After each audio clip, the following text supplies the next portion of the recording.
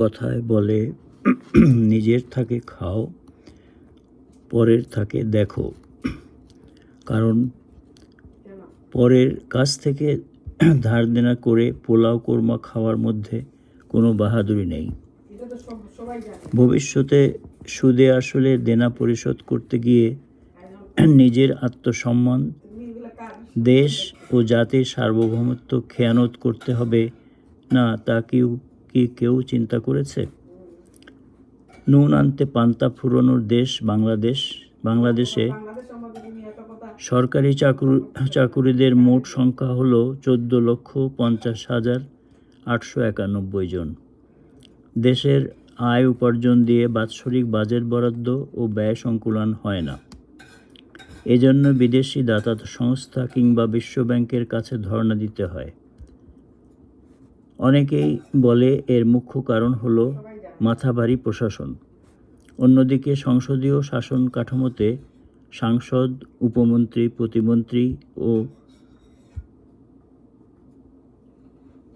মন্ত্রী মহোদয়ের প্রাপ্ত বেতন ভাতা ও অন্যান্য সুযোগ সুবিধাদির তালিকা একটু খতিয়ে দেখা যাক। সুপ্রিয় দর্শক শ্রোতা, আপনাদের জ্ঞাতার্থে জানানো দরকার যে সরকারি কর্মকর্তা ও প্রশাসনিক ব্যক্তিদের বিভিন্ন সুযোগ সুবিধা ভোগ নতুন কোনো বিষয় নয়। এর শুরু হয় পারিতোষিক ও বিশেষ অধিকারসমূহ অধ্যাদেশ 1973 থেকে। তবে আওয়ামী দুঃশাসনের বিগত 15 বছরে অর্থাৎ 2010 সনের 15,000 টাকা থেকে এই প্যাকেজ 350% বাড়ানো হয়েছে। বর্তমানে সমন্বিত সুযোগ সুবিধাসমূহের তালিকায় বর্তমানে 12 থেকে 13টি খাত অন্তর্ভুক্ত। 1 নম্বর, বেতন ভাতা। মন্ত্রী 1,05,000 টাকা প্রতি মাসে, প্রতিমন্ত্রী 92,000 টাকা এবং উপমন্ত্রী 80,000 টাকা। 2 নম্বর, গাড়ি। সরকারি একটা দামি গাড়ি ছাড়াও অফিসিয়াল কাজকর্মে যাওয়ার জন্যে, বিশেষ করে নিজ নির্বাচনী এলাকায় যাতায়াতের জন্য অন্য কোনো সংগঠন থেকে ভাড়ায় নেওয়া একটা জিপ গাড়ি ব্যবহার করতে পারবেন। 3 নম্বর, জ্বালানি বরাদ্দ। প্রতিদিন 18 লিটার অকটেন বা পেট্রোল বরাদ্দকৃত থাকে। 4 নম্বর, চিকিৎসা ভাতা লাগামহীন, অর্থাৎ এর কোনো নির্দিষ্ট সীমা নেই। তবে সঠিক দালিলিক প্রমাণাদি জমাদান সাপেক্ষে খরচের ভাউচার দাখিল করতে হবে ক্যাবিনেট বিভাগে। 5 নম্বর, আপ্যায়ন ভাতা। দেশি এবং বিদেশি অতিথিদের আপ্যায়ন বাবদ প্রতি মাসে বরাদ্দ মন্ত্রীদের জন্য 10,000 টাকা, প্রতিমন্ত্রীদের জন্য 7,500 টাকা এবং উপমন্ত্রীদের জন্য 5,000 টাকা। 6 নম্বর, বিমান ভ্রমণ ভাতা। মন্ত্রী, প্রতিমন্ত্রী ও উপমন্ত্রীদের প্রত্যেকের জন্য বাৎসরিক বিমান ভ্রমণ ভাতা 10 লক্ষ টাকা। সহায়ক কর্মকর্তা। মন্ত্রী ও প্রতিমন্ত্রীগণ প্রত্যেকে একজন ব্যক্তিগত সহকারী কর্মকর্তা, উপসচিব পদমর্যাদায় এবং বেতন ভাতায়, একজন অতিরিক্ত সহকারী ব্যক্তিগত কর্মকর্তা এবং 2 জন ব্যক্তিগত অফিসার নিয়োগ দিতে পারবেন। 8 নম্বর, কর্মচারী। একজন অগ্রকর্মী, একজন সেবক, 2 জন অফিস সহকারী, একজন পাচক, একজন পিয়ন, একজন পরিচ্ছন্ন কর্মী, একজন মালি ও একজন দারোয়ান নিয়োগ দিতে পারবেন। 9 নম্বর, নির্বাচনী এলাকার উন্নয়নে বরাদ্দ। মন্ত্রী ও প্রতিমন্ত্রীদের নিজ নির্বাচনী এলাকার ধাতব্য কাজকর্ম ও ছোটোখাটো উন্নয়নমূলক উদ্যোগ তথা মসজিদ, মন্দির এবং জনস্বার্থে তাৎক্ষণিক বরাদ্দের জন্য প্রত্যেক মন্ত্রী 10 লক্ষ এবং প্রত্যেক প্রতিমন্ত্রী 7.5 লক্ষ টাকা পাবেন প্রতি বছরে। 10 নম্বর, বাসাবাড়ির সাজসজ্জা ও ব্যবহার্য দ্রব্যাদি। সরকারি বরাদ্দকৃত কিংবা বেসরকারি ভাড়াকৃত বাসভবনের সাজসজ্জা তথা শোভাবর্ধন এবং আসবাবপত্র আদি ক্রয়ের জন্য প্রত্যেক মন্ত্রী বছরে 5 লক্ষ টাকা এবং প্রত্যেক প্রতিমন্ত্রী ও উপমন্ত্রী 4 লক্ষ টাকা বরাদ্দ পান। তাছাড়া এসব বাসা বাড়িতে ব্যবহৃত বিদ্যুৎ, পানি ও গ্যাস বিল সহ টেলিফোন বিল ও সরকারি কোষাগার থেকে বহন করা হয়। 11 নম্বর, ভ্রমণ ভাতা। মন্ত্রী, প্রতিমন্ত্রী, উপমন্ত্রীদের প্রত্যেকের জন্য ভ্রমণ ভাতা হিসেবে বাৎসরিক বরাদ্দ আছে 8 লক্ষ টাকা। ট্রেনে ভ্রমণ করলে মন্ত্রীগণ সরকারি ব্যয়ে সংরক্ষিত রেলওয়ে সেলুন কিংবা 2 অথবা 4 বারতোয়ালা প্রথম শ্রেণীর কামরা চাইতে পারেন। দেশের মধ্যে ঘোরাফেরার জন্য প্রতিদিনের বরাদ্দ 2000 টাকা। উপরোক্ত বাজেট বরাদ্দ থেকে একজন সাংসদ কিংবা মন্ত্রী প্রতিমন্ত্রীদের পিছনে মোট কত খরচ হচ্ছে তা আপনার মতো সাধারণ জনতা কেবলমাত্র একটু অনুমানই করতে পারে। বিভিন্ন খাতে উল্লেখিত টাকার পরিমাণ হয়তো বা একটু হেরফের হতে পারে, কারণ এ প্রতিবেদনটি তৈরি হয়েছে মূলত গুগল এবং বাংলাদেশের বণিক বার্তা ও ফিনান্সিয়াল এক্সপ্রেস পত্রিকার সূত্র অনুসরণ করে। উদাহরণস্বরূপ, এনসিপি থেকে নির্বাচিত সাংসদ হাসনাত আবদুল্লাহর সংসদীয়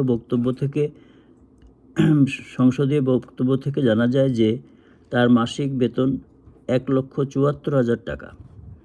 আসলে প্রত্যেক সাংসদ, মন্ত্রী, প্রতিমন্ত্রী, উপমন্ত্রী, speaker, deputy speaker, chief whip, উপচিফ হুইপ, বিরোধী দলীয় নেতা, উপনেতা ও উপদেষ্টাদের বেতন ভাতা ও সুযোগ সুবিধাগুলোর একটি সমন্বিত দলিল জাতীয় সংসদে উপস্থাপন করা এখন শুধু সময়ের দাবি নয়, এটি জন আকাঙ্ক্ষাও বটে। উপরোক্ত সরবরাহকৃত বাংলাদেশের প্রশাসনিক কাঠামোর শীর্ষস্থানীয় ব্যক্তিবর্গের আর্থিক সুযোগ সুবিধাগুলো পর্যালোচনা করলে একটা বিষয় বেশ স্বচ্ছ ও বোধগম্য হয়, আর তা হলো সাংসদ হবার জন্য বিভিন্ন মহলে এতটা আগ্রহ কেন? কি মূলধনবিহীন বচনামৃত দানকারী তথাকথিত রাজনীতিবিদ,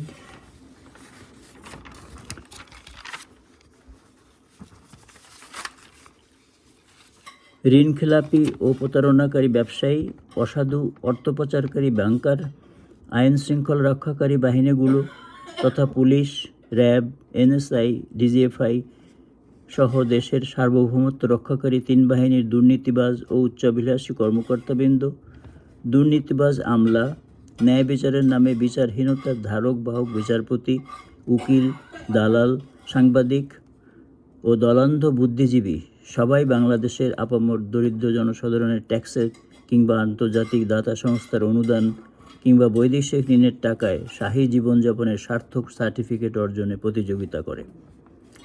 দেশ ও দশের জীবন মানের উন্নয়ন শুধুমাত্র মুখের ফাঁকা বুলি। জনতার সাথে প্রতারণা ছাড়া কিছুই নয়, কারণ যে দেশে সরকারি আমলা, চাকুরি বা জনপ্রশাসনের দায়িত্বপ্রাপ্ত কারোরই কোনোরূপ দায়বদ্ধতা নাই কোনো জবাবদিহিতা, ভালো ও মন্দের মধ্যে কোনো পার্থক্য করা হয় না, অর্থাৎ দুষ্টের দমন ও শিষ্টের পালন নীতি অনুসৃত হয় না, সে দেশের সমাজ ও জাতি কোনোদিন কল্যাণ রাষ্ট্রে পরিণত হতে পারবে না।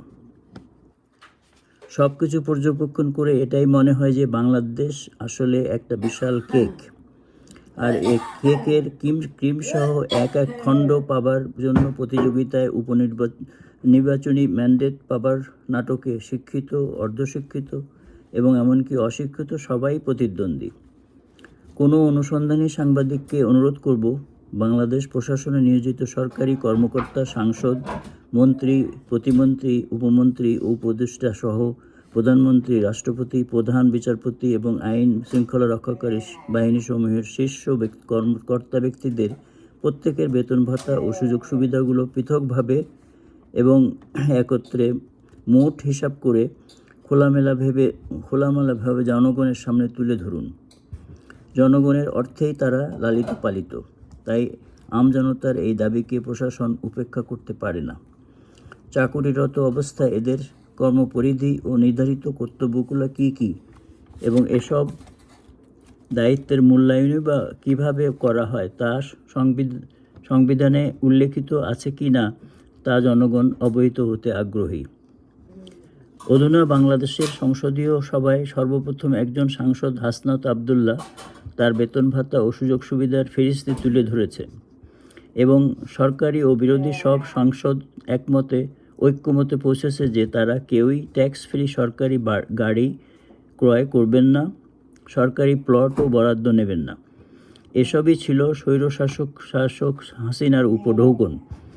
বর্তমান সাংসদদের এই ব্যতিক্রমী উদ্যোগকে আমরা সাধুবাদ জানাই, কিন্তু বাংলাদেশের মতো একটা উন্নয়নশীল গরিব দেশের প্রশাসনিক কর্তাব্যক্তিরা বেতন ভাতাদি সহ অন্যান্য যত সব সুযোগ সুবিধা ভোগ করছেন তা অনেকটা বাদশাহী আর আরামায়েশের সাথেই তুলনীয়।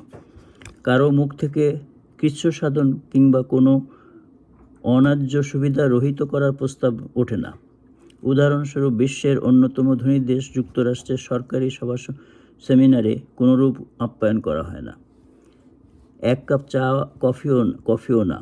সভা সেমিনার চলাকালে অংশগ্রহণকারীরা নিজ নিজ স্ন্যাক্স ও পানীয় সঙ্গে নিয়ে ঢোকে, কিন্তু আমাদের দেশে সরকারি সভা সেমিনারে রাষ্ট্রীয় খরচে চা নাস্তার নামে চলে ভুরি ভোজন, মিটিং সিটিং, টকিং ও ইটিং। ব্যাপারটা অনেকটা এরকম, গরিব মানুষ ফড়িং খাই, ঘোড়ায় চড়ে বাহ্য যায়।